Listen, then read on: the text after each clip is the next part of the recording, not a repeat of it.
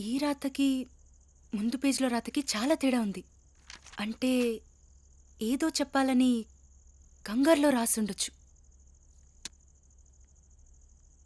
ఇందులో ఉన్న నంబర్స్ 1, 112, 119. మరి మరి ఇదేంటి?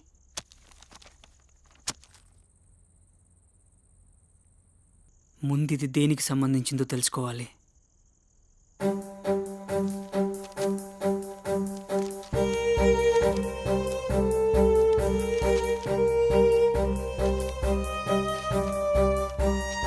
ఈ శ్లోకం ఋగ్వేదంలోని అశ్విని దేవతలకు సంబంధించింది.